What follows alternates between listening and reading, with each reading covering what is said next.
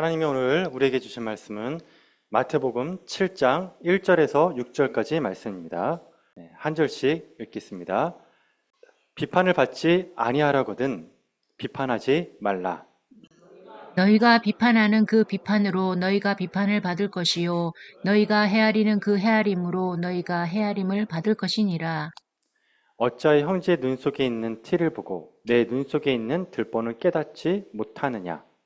보라, 내 눈 속에 들보가 있는데 어찌하여 형제에게 말하기를 나로 내 눈 속에 있는 티를 빼게 하라 하겠느냐. 외식하는 자여 먼저 내 눈 속에서 들보를 빼어라. 그 후에야 밝히 보고 형제의 눈 속에서 티를 빼리라. 거룩한 것을 개에게 주지 말며 너희 진주를 돼지 앞에 던지지 말라. 그들이 그것을 발로 밟고 돌이켜 너희를 찢어 상하게 할까 염려하라. 아멘. 비웃음을 지우고 수건을 줘라 라는 제목으로 여러분과 말씀을 나누도록 하겠습니다. 만약 여러분 앞에 어떤 사람이 잘못을 했다고 치겠습니다. 그럼 여러분, 그 잘못한 사람을 여러분은 어떻게 하겠습니까? 묻지도 말고 따지지도 말고 일단 용서해 줍시다. 기독교인은 은혜가 있어야죠. 그리고 상대방의 잘못을 덮어줘야 되지 않겠습니까? 그런데 지금 제가 드린 이 말씀은 반은 맞고 반은 틀립니다. 어떻게 맞고 어떻게 틀리느냐?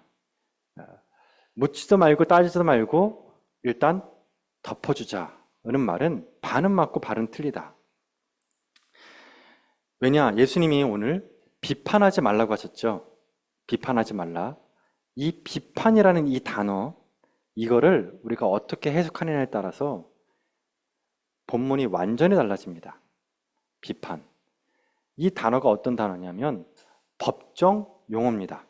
법적인 용어. 예를 들어 이런 겁니다. 피고인 누구누구누구에게 징역 1년을 선고합니다. 여러분 듣기만 해도 소름 돋죠? 끔찍하잖아요?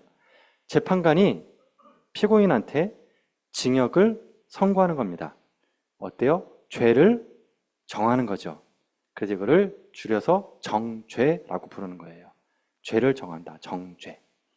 그래서 여기서 성경 말씀에서 비판하지 말라는 이 비판이라는 단어 있잖아요. 이거를 법정 용어로 바꿔야 돼요. 뭐라고요? 정죄. 정죄하는 거예요.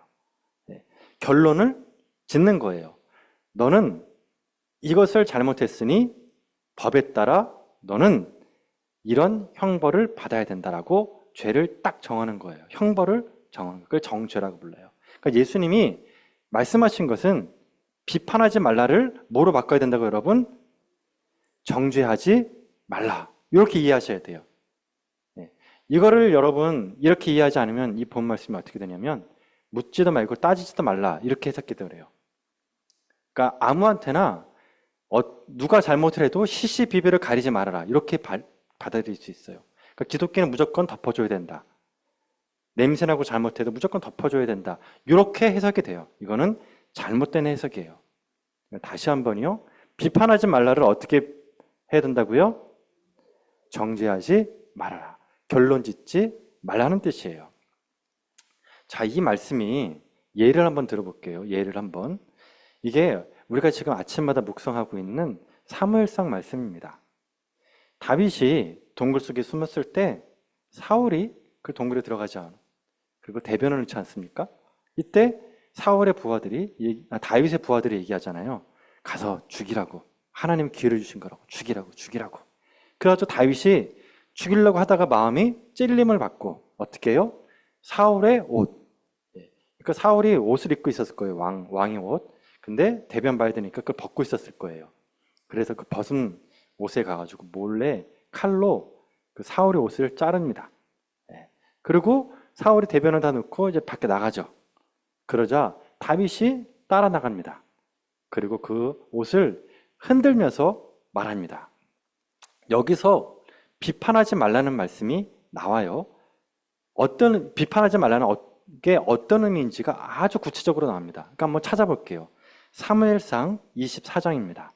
사무엘상 24장. 그러니까 예수님이 비판하지 말라는 말이 어떤 말인지가 정말 명확하게 나옵니다. 사무엘상 24장 11절입니다. 사무엘상 24장 11절.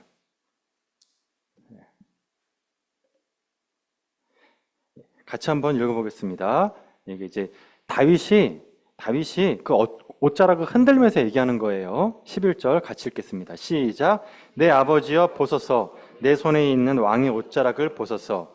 내가 왕을 죽이지 아니하고 겉옷자락만 베었은즉 내 손에 악이나 죄가가 없는 줄을 오늘 아실지니다. 왕은 내 생명을 찾아 헤매나 나는 왕에게 범죄한 일이 없나이다. 자, 여기 보니까 지금 누가 누구를 변호하고 있습니까? 다윗이 자기 자신을, 그리고 누구의 죄를 드러냅니까? 사울의 죄를 드러내죠. 이거를 시시비비를 가린다는 뜻이에요. 시시비비를 가리는 거예요. 제가 어렸을 때 저희 엄마한테 정말 많이 들었던 게 있습니다. 그게 뭐냐면, 야, 너는 이렇게 따지는 걸 좋아하냐? 예. 그러니까 저는 이제 그게 성격이 좀 그런 게 있었어요. 뭐냐면, 문제가 있으면 꼭 따지고 들어요. 그러니까 그거는 그렇고, 요거는 요렇고, 이거는 이러니까 잘하고, 이건 못하고. 그게 저희 어머니한테 그런 얘기 계속 들으니까 제가 약간 어떤 생각이 들었냐면, 아, 이게 나쁜 거구나. 따지면 안 되는 거구나. 그러니까 눈 감아주는 게 좋은 거구나. 제가 이제 그런 오리엔테이션을 받은 거예요. 부모님으로부터. 근데 그게 어떻게 보면 고쳐지나요, 사람이? 계속 따지는 거예요, 계속. 그래서 성경 말씀에 비판하지 말라는 이 말씀이 나왔을 때도, 아, 이거 나한테 하시는 말씀이다. 따지지 말아야겠다. 근데 여러분 보세요. 11절 말씀에. 어때요? 다윗이 따져요, 안 따져요? 따지잖아요. 그러니까 시시비비를 가리는 것은 예수님이 금한 것이 아니에요, 여러분. 오히려 이런 것들은 해야 돼요. 그러니까 합리성, 투명성과 합리성. 그러니까 교회도 마찬가지입니다, 여러분. 교회가 여러분 투명해야 됩니까? 투명하지 말아야 됩니까? 사회는요, 투명해야죠. 자, 그러면 교회나 사회나 합리적입니까? 비합리적입니까? 비합리적이지만 합리적이어야 되죠. 논리적이고 합리적이어야 된단 말이에요. 교회도 마찬가지예요. 합리성을 배제하는 것은 믿음이 아니에요. 네, 믿음도 합리적이에요. 충분히 이성적으로 설명이 가능하다. 그 시시비비를 가려야 된다는 겁니다. 그런데 이제 그 다음에 문제예요, 여러분. 12절 볼게요. 자, 같이 읽겠습니다. 시작. 여호와께서는 나와 왕 사이를 판단하사 여호와께서 나를 위하여 왕에게 보복하시려니와 내 손으로는 왕을 해하지 않겠나이다. 그러니까 내가 내 손으로는 뭐하지 않겠다고요? 해하지 않겠다. 그러니까 내가 정죄하지 않겠다는 거예요. 내가 정죄하지 않겠다. 자, 그러고 나서 15절을 보세요. 15절의 핵심입니다. 같이 읽겠습니다. 15절 시작. 그런즉 여호와께서 재판장이 되어. 자, 누가 재판장이 된다고요? 여호와께서 재판장이 되는. 그러니까 나는 뭘 하지 않겠다? 나는 재판장이 되지 않겠다. 그러니까 내가 하는 건 뭡니까? 시시비비를 가리는 것뿐이에요. 나는 시시비비를 가리고 하나님 앞에서 하나님 볼 때 죄가 없도록, 나는 하나님 앞에 죄가 없도록 내가 노력하겠습니다. 그렇지만 누가 재판장이 되길 원합니까? 하나님이 재판장에 대해서 하나님이 결정해 주십시오. 그러면서 계속 읽겠습니다. 시작. 나와 왕 사이를 심판하사. 누가요? 하나님이. 그리고 나의 사정을 살펴 억울함을 풀어주죠. 누가 풀어줍니까? 하나님이. 나를 왕의 손에서 건지시기를 원하나이다. 재판관이 되어주시고 나를 구원해 주실 분은 누굽니까? 하나님이에요. 다윗이 이걸 할 수가 있었어요. 어디에서요? 동굴 속에서. 동굴 속에서 본인이 재판장이 되어서 사울 너는 사형. 그래서 직접 다윗이 다윗을 죽이는 것으로 재판관이 될 수 있었다. 그리고 자기의 생명을 구원할 수가 있었다. 하지만 다윗은 그렇게 하지 않았다는 겁니다. 하나님께 그 모든 것을 맡긴 거예요. 하나님께 재판을 맡기고 구원을 맡긴 겁니다. 이것이 바로 뭐라고요? 비판하지 말라는 뜻이에요. 비판하지 말아라. 정죄하지 말아라. 하나님께 뭘 맡겨라? 정죄를 맡겨라. 누가 재판관이다? 하나님이요. 그러니까 내가 재판관이 되지 않는 것이에요. 내가. 자, 그래서 여러분, 시시비비를 가리되 결론은 하나님께 맡긴다는 거예요. 시시비비만 가리고 결론은 하나님께 맡긴다. 그 어떤 분이 그런 말을 하더라고요. 자기 남편은 로또래요, 로또. 왜 로또냐? 그렇게 행운이냐 그랬더니 아니래요. 안 맞아서 로또래요. 자기하고 배우자는 절대 안 맞는데요. 진짜 죽어도 안 맞는데요. 그리고 왜 남편이냐 그랬더니 남의 편이어서 그렇대요. 내 편이 아니래요. 누구 편이 아니라 옆집 아줌마 편이래요. 자기 편을 들어준 적이 없대. 그래서 내 편이 아니기 때문에 남편, 그리고 로또다. 뭐 그렇게 얘기를 하더라고요.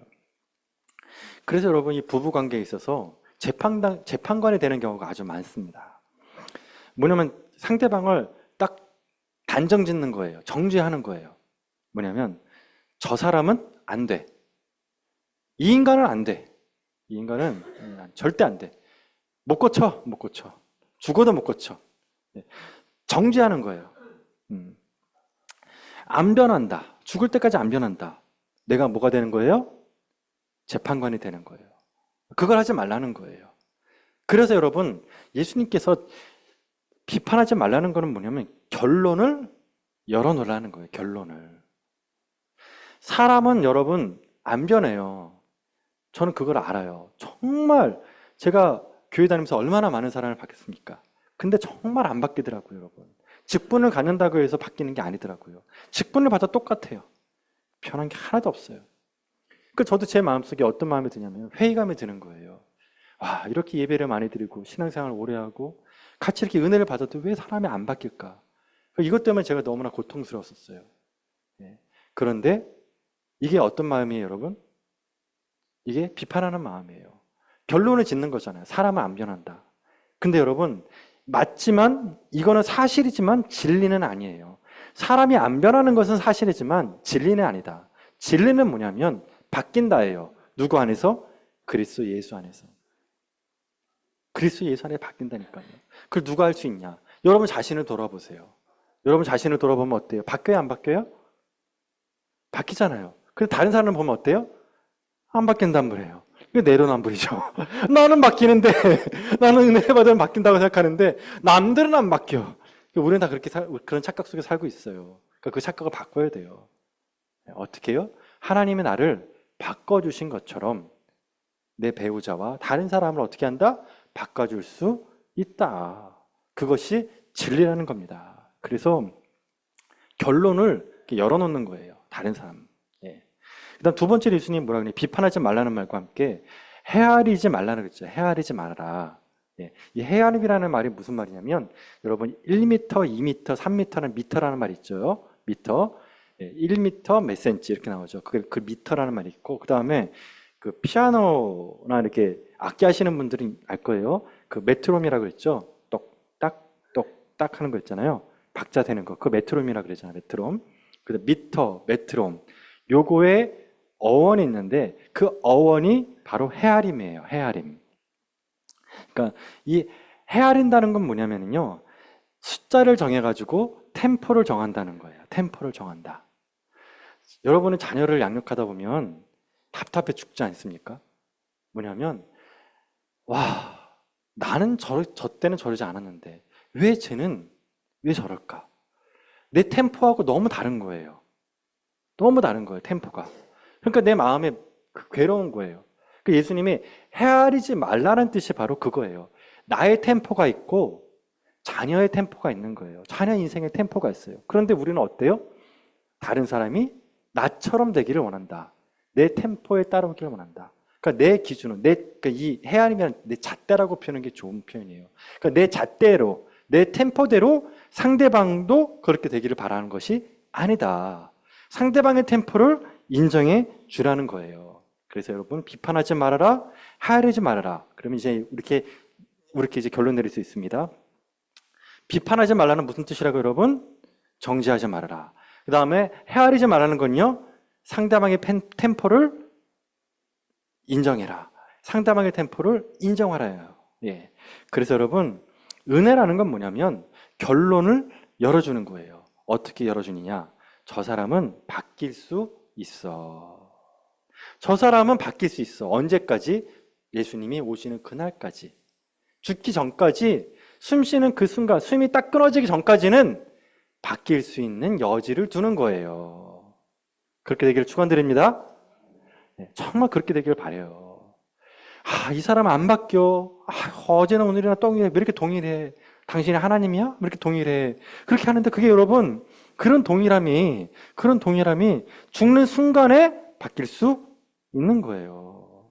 그 제가 어떤 교회 집사님을 이제 떠올립니다. 그분이 나이롱 신자셨습니다. 교회를 잘 안 나오셨어요. 근데 이제 아내분은 권사님이시고, 그래서 그렇게 나오라 그러면 가끔씩 띄엄띄엄 교회를 나오셨습니다. 근데 그분이, 놀라운 건 뭐냐면은, 이제 황달이 걸려가지고 병원에 입원하셨는데, 그분 딱 찾아갔어요. 근데 그분이 놀랍게 제가 위로해드리고 같이 기도합시다 그러는데, 그 나이롱 그 고무줄 그 성도님이 그 침상에서 갑자기 두 무릎을 딱 꿇으면서 두 손을 깍지를 딱 끼고 정말 간절히 정말 이렇게 기도하시는 모습, 기도하시더라고요. 뭐예요? 죽기 전에 바뀐 거예요. 그리고 그거 얼마 있다가 돌아가셨어요. 사람이 바뀐다니까요, 여러분. 언제까지? 죽기 전에 바뀌어요. 죽기 전에 바뀌어요. 기회를 주는 거예요, 여러분. 그래서 여러분, 천국에 들어간 예수님하고 손잡고 들어간 사람이 누구였어요? 강도죠, 강도. 예? 예수님과 그 사람이 그렇게 평생 동안을 그렇게 악하게 살았지만 맨 마지막에 죽는 순간에 예수님을 영접해서 천국 갔잖아요. 그러니까 사람은 여러분, 기회를 주는 거예요. 정죄하지 않고, 단정 짓지 않고, 너는 사형감이야. 너는 무기징역감이야. 너는 1년 선고. 이렇게 선고하는 것이 아니라 읽어주는 거예요. 그래, 너는 이런 사람이지. 그래, 너는 그렇지. 하지만 바뀔 수 있어. 여지를 계속 남겨주는 것, 그것을 우리가 뭐라고 부른다? 은혜라는 겁니다. 은혜. 그래서 회개할 수 있는 기회, 돌이킬 수 있는 기회를 주는 것이 은혜다. 자, 그 다음에 오늘 본 말씀은 마태복음 7장 1절에서 6절까지 나오잖아요. 이 내용 전체를 보면 대상이 있습니다. 누구를 향한 말씀이냐? 이 말씀은 뭐냐면 누군가를 도와주려고 하는 사람에 대한 말씀이에요. 누군가를 도와주려고 하는 사람 말씀. 뭐냐면 이제 이런 표현이 있습니다. 누군가에게 내가 조언을 할 때 이렇게 조언을 해주는 겁니다. 야, 내가 이렇게 지금 너한테 얘기하는 건 너 잘 되라고 하는 소리야. 내가 뭐 남기면 내가 이런 소리 할 것 같니? 너니까 내가 얘기해 주는 거라고 이렇게 조언을 해주잖아요. 예. 그런데 그 조언을 해주려고 하는 사람한테 예수님이 지금 얘기하시는 거예요. 이 7장 1절부터 6절까지가. 그러니까 도와주려고 하는 그 마음은 좋은 마음이에요. 그쵸? 좋은 마음이지만 너가 그 얘기를 하기 전에 할 게 있다는 거예요. 그게 뭐다? 여러분 4절 말씀 같이 읽겠습니다. 시작. 내 눈 속에 들보가 있는데 어찌하여 형제에게 말하기를 나라 내 눈 속에 있는 티를 빼게 하라 하겠느냐. 그러니까 도움을 줄 때 누군가에게 조언해 줄 때 뭐부터 하라는 얘기죠? 내 눈 속에 들보가 있다는 것을 기억해라. 들보가 있다는 것을. 그 얘기예요. 그럼 자, 들보라는 게 이게 무슨 말이냐? 들보라는 게 이게 기둥이에요, 기둥. 그리고 다른 말로 하면 내로남불이에요. 내로남불. 나는 못하지만 너는 해라예요. 이 4절 말씀이. 내 눈에는 들보가 있지만 내가 네 눈에 있는 티는 빼줄게. 내로남불이에요. 이 내로남불에 대한 말씀을 로마서 2장 말씀에 기가 막히게 나와 있습니다. 같이 한번 볼까요? 내로남불 말씀. 로마서 2장 20절입니다. 자, 로마서 2장 20절 말씀. 로마서 2장 20절 말씀 같이. 로마서 2장 19절부터 23절까지 말씀입니다. 같이 한번 읽어보겠습니다. 19절입니다. 시작. 맹인의 길을 인도하는 자여, 어둠에 있는 자의 빛이여, 율법에 있는 지식과 진리를 모본을 가진 자로서 어리석은 자의 교사여, 어린아이의 선생이라고 스스로 믿으니. 자, 이게 누구죠? 스스로 교사다, 선생이다, 가르치는 자라고 생각하는 사람이죠. 그렇죠? 자, 그 사람이 이제 21절부터 얘기를 하는 겁니다. 시작. 그러면 다른 사람을 가르치는 내가 내 자신을 가르치지 아니하느냐? 도둑질하지 말라 선포하는 내가 도둑질하느냐? 간음하지 말라 하는 내가 간음하느냐? 우상을 가증 여기는 내가 신전 물건을 도둑질하느냐? 율법을 자랑하는 내가 율법을 범함으로 하나님을 욕되게 하느냐? 어때요, 여러분? 내로남불이죠. 예. 도둑질하지 말라고 얘기를 하면서 본인은 도둑질하는 거예요. 내로남불이에요. 그래서 어떻게 되느냐? 너가 다른 사람을 도와주기 전에 뭐부터 해라? 너부터 잘해라. 너부터 잘해라. 들보를 빼라는 거예요. 들보를 빼라. 그러면 여러분, 이 들보를 빼라는 말이 무슨 말이냐? 그러니까 들보를 알아야 되겠죠. 들보. 그쵸? 들보를 빼야겠죠. 그럼 들보라는 게 뭐냐? 이겁니다. 저를 한번 보시겠습니까? 들보라는 거는 들보에다가 대자를 붙여야 돼요. 그럼 뭐가 돼요? 대들보. 자, 이 대들보가 예수님 말씀은 이 대들보가 구약의 말씀을 배경으로 한 거예요. 뭐냐면 솔로몬이 성전을 짓잖아요. 솔로몬이 성전을 지을 때 대들보를 갖고 왔습니다. 그거를 백양목으로 대들보를 만들었다고요. 그래서 예수님이 요거를 비유 삼아 갖고 온 거예요. 자, 솔로몬의 성전은 누구를 위한 성전입니까? 하나님을 위한 성전. 하나님을 위한 성전으로 대들보를 가져와서 하나님의 영광을 높여드리는 성전을 지었다는 거예요. 그런데 예수님 지금 하시는 말씀 무슨 말씀이에요? 너 안에 대들보가 있다. 그럼 이 사람들마다 갖고 있는 대들보가 뭐냐면 자기의예요. 자기의. 그럼 이 자기의로 뭐를 만드느냐? 성전을 만드는 거예요. 이 성전은 누구를 위한 성전입니까? 나를 위한 성전이에요. 그러니까 백향목은 하나님을 위한 대들보고, 지금 예수님이 얘기하는 건 이 대들보는 나를 위한 대들보예요. 나를 위한 성전을 만들기 위해서 나의 의로 가득한 대들보를 만드는 거예요. 이걸 지금 빼내라는 거예요. 이거를. 자, 이게 무슨 말이냐면 이런 겁니다. 예수님은 서기관과 바리새인들을 보면서 너가 의롭다고 생각하지? 서기관 바리새인을 보면 너 의롭다 그랬지? 그 의를 빼야 돼. 너가 스스로 봤을 때 종교적으로 우월하다 생각하지? 그 우월한 그 대들보를 빼야 돼. 그럼 여러분, 서기관과 바리새인들이 나는 의로워라고 얘기했던 그 의가 빠져버리면 어떻게 될까요? 성전이 무너지겠죠. 누구의 성전이요? 내가 나를 섬겼던 성전이 무너지는 거예요. 그리고 그 위에 새로운 성전을 지어야 돼요. 하나님을 위한 성전으로. 여기 앉아 있는 분들 다 보면 여러분, 다 신앙의 길이와 상관없이 나라는 사람을 위한 성전이 있어요. 나라는 성전. 제가 예를 한번 들어볼게요. 이거 이제 교만이라고 부르는데, 제가 신대원 전에 공부를 할 때 어느 수준까지 공부를 했었냐면 성경책 66권의 장제목을 다 외워버렸었어요. 그래서 별로 놀라는 분 없으시네. 이게 상당히 놀라운 얘기거든요. 창세기 1장부터 계시록 22장까지 장제목을 다 외운 거예요. 장제목. 예, 1장 천지창조, 2장 3장 4장 예. 그러니까 창세기 1장부터 계시록 22장까지 장에 있는 제목들 있잖아요. 그걸 몽땅 다 외웠어요. 그래서 심지어 어느 수준까지 올라갔냐면 눈을 딱 감고 있으면요, 창세기부터 계시록까지 장이 다 펼쳐졌었어요. 예. 이게 가능하더라고요. 그래서 어떤 제목을 딱 주잖아요. 그거는 어느 성경 몇 장에 나와. 이게 됐었어요. 예. 그러니까 이제 제 머릿속에 성경 앱이 들어있던 거예요. 성경 앱이. 성경 찾기가 있던 거였어요. 놀랍지 않아요? 예, 놀라주세요. 예, 정말 대단한 거였어요, 여러분. 예, 정말 놀라웠다니까요. 그러니까 제가 막 교만이 올라오기 시작하는 거예요, 교만이. 그러면서 제 후배들 있잖아요. 후배들을 이제 성경 공부를 가르쳐줬거든요. 스파르타식으로 막 엄청 갈궜어요. 그러면서 너 왜 그것도 못하냐? 너가 그러니까 무슨 목회를 하려고 하느냐? 이 성경의 진리와 진리를 모르는 이 무익한 종들아. 그러면서 막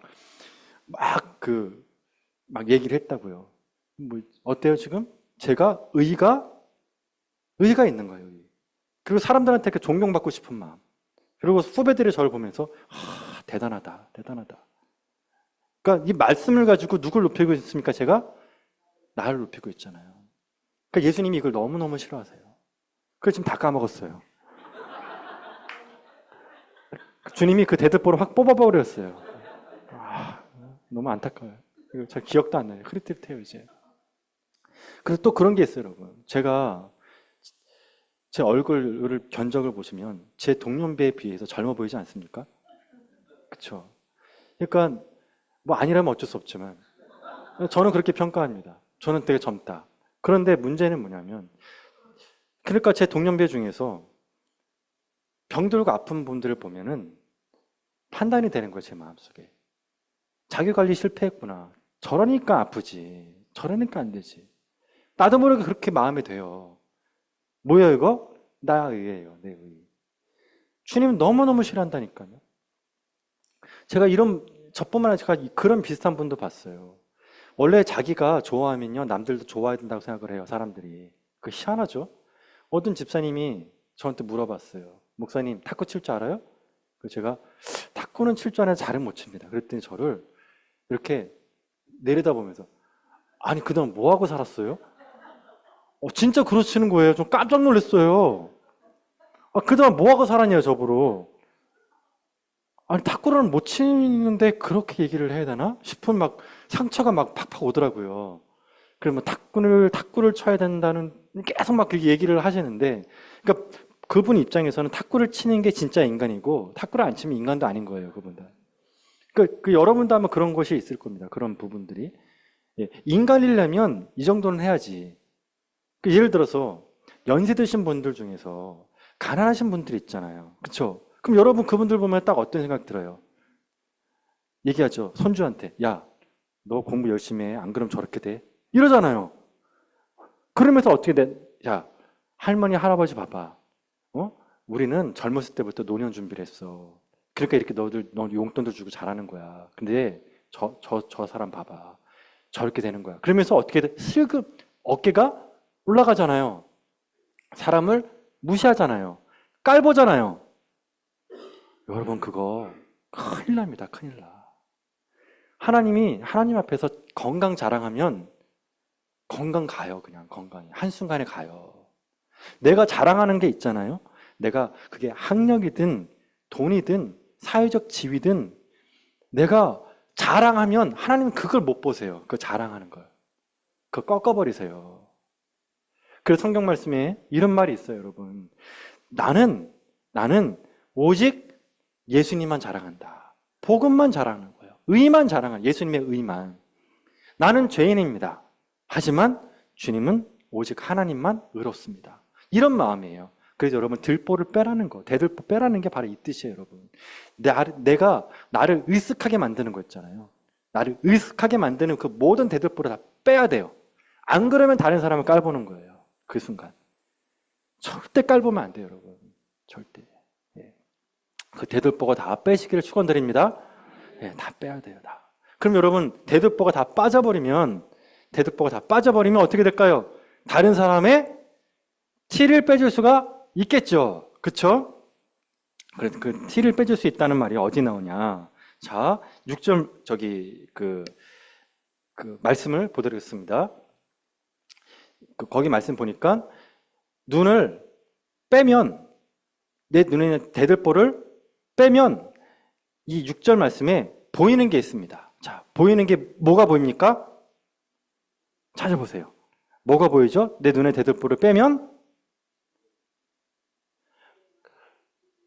거룩한 것과 진주가 보입니다. 거룩한 것과 진주가 보여요.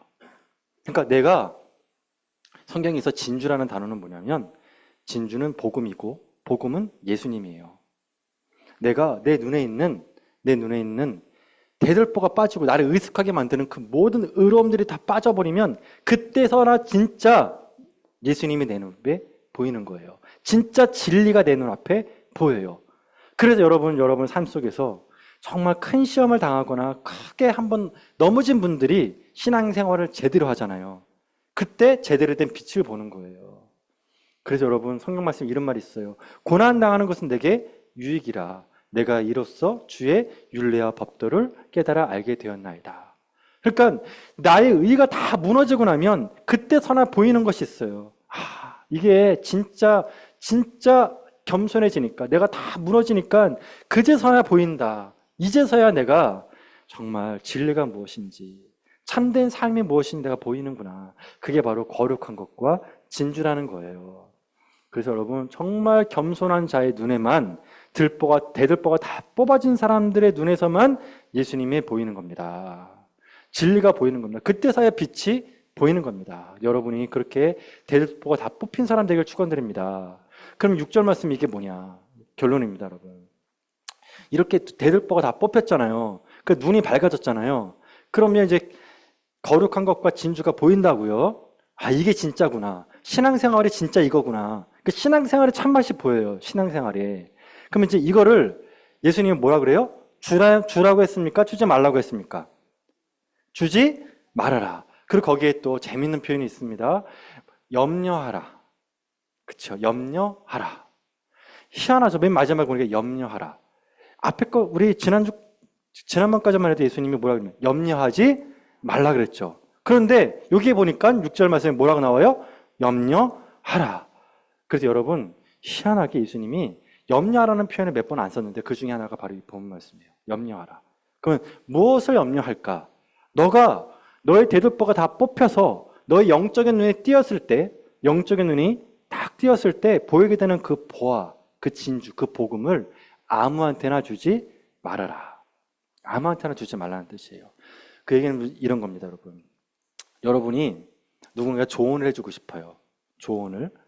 그리고 정말 여러분이 발견한 그 진주, 보석 같은 그 진주를 말해주고 싶어요. 그때 사람을 봐가면서 하라는 뜻이에요.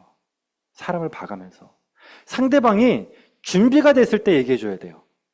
상대방의 준비가 안 된 상태에서 그걸 얘기해주면 어떻게 돼요? 상대방이 그거를 발로 밟아버리고 나를 해야 해요.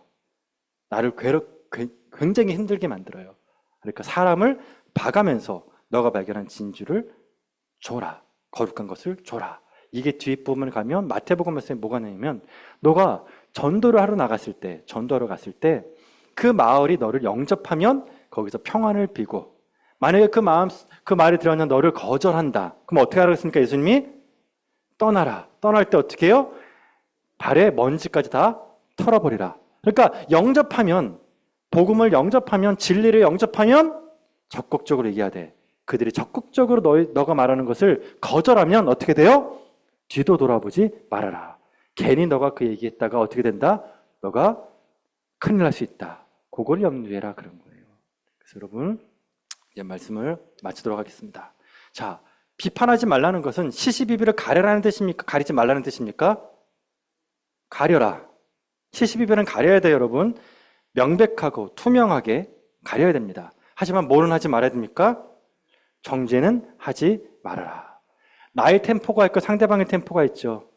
예, 그쵸? 야, 너 왜 그렇게 못 사니? 왜 그 정도밖에 안 되니? 그건 내 템포. 상대방의 템포는 다를 수 있어요. 상대방을 존중해줘야 돼요. 그걸 뭐라고 불러요? 헤아리지 말아라. 그리고 내 눈 속에 대들보가 있죠? 그건 뭐죠? 성전의 대들보예요. 내 성전의 모든 내가 생각하는 의로움들을 다 뽑아버려야 돼요. 그리고 무슨 의만 있어야 돼요? 예수님의 의만. 그래서 예수님이 거하시는 거룩한 성전으로 만드는 겁니다. 그렇게 되면 내 눈이 밝아져요. 영안이 띄는 거예요. 그렇게 발견한 것을 가지고 아무한테나 주면 됩니까? 안 됩니까? 안 되죠. 준비된 자에게, 받아들이는 자에게 주라는 겁니다. 같이 기도하겠습니다.